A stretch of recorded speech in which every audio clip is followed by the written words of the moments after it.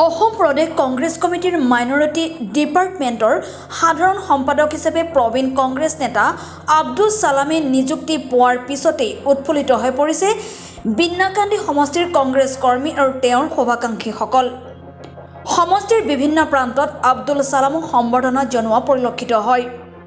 আজি সন্ধিয়া অক্সেক পথাৰ মণ্ডল কংগ্ৰেছৰ নেতৃত্বত দীঘলজাৰ বজাৰত অনুষ্ঠিত এক অনুষ্ঠেয় সম্বৰ্ধনা অনুষ্ঠানত নৱনিৰ্বাচিত সাধাৰণ সম্পাদকগৰাকীক মণ্ডল কংগ্ৰেছৰ সভাপতি ফয়জুল হকৰ নেতৃত্বত কেইবাজনো লোকে ফুলাম গামোচাৰে সম্বৰ্ধনা জনায়।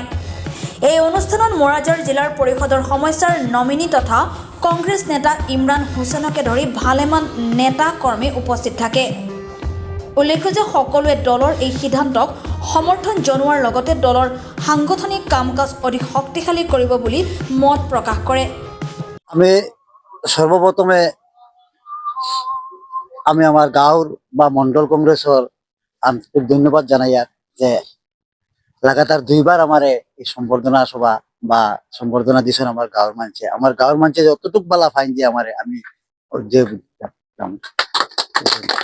আৰ আমি যে আমাৰ গাঁৱৰ মানুষ অত প্রিয় আমি আওয়ার পরের দিনও আমার লগে লগে আমার ছোট ভাই আইন বড় ভাই আইন চাষা আইন আমার লগে লগে সময় দিচ্ছেন না বলছেন আমরা আগে গাঁও থেকে সম্বর্ধনা দিই, তারা আমার লইয়া সম্বর্ধনা দিচ্ছেন। আজকে আমার মন্ডল কংগ্রেস থাকি মন্ডল কংগ্রেসের সভাপতি আলহাজ ফয়জুল হক সাহেব তাই আজকে কয়দিন থাকি বিগত এক সপ্তাহ থাকি আমার পৈত্রা আমার ছোট ভাই আব্দুল কালাম তারা আমি বললাম তো বলে একবার আমি দিলাই আমরা মন্ডল কংগ্রেস থেকে দেওয়া লাগে আমার দেশে যাক আমি আমার গাঁৱৰ কাছে চিরকৃতজ্ঞ আমি আর এটা ধন্যবাদ থাকবো আমি আপনারা জানাই আমি এই যে ভোটটা পাইছি যে আমার প্রদেশ কংগ্রেসের মাইনরিটি ডিপার্টমেন্টের যে ভোটটা আমার বড় ভাই দীর্ঘদিন থেকে 1996 সাল থেকে একলগে আমরা কংগ্রেস করি। আমি তাই আসলাম প্রেসিডেন্ট, আমি ফিরে আসলাম যুব কংগ্রেসের তাই 10 বছর ব্লক যুব কংগ্রেসের সেক্রেটারি প্রেসিডেন্ট আসলাম।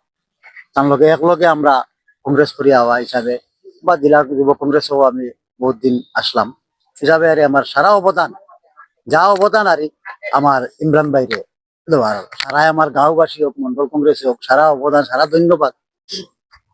কংগ্রেসের সংখ্যালঘু গোটৰ সাধাৰণ সম্পাদক হিসাবে আব্দুল সালাম সাহেবক সাধাৰণ সম্পাদক হিসাবে নিযুক্তি দিছে আৰু এই নিযুক্তিত সঁচাকৈ মই নিজেও আনন্দিত আৰু আপোনালোকৰ এই আনন্দিত দেখি পেলাই মই সঁচাকৈ বৰ ভাল লাগিছে।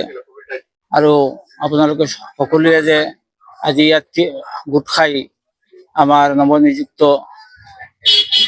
আব্দুল সালাম সাহেবক যে আপোনালোকে আদৰণি জনাইছে তাৰ কাৰণে মই সঁচাকৈ বৰ আনন্দিত হৈছো আৰু নিজকে গৰ্ব বোধ কৰিছো।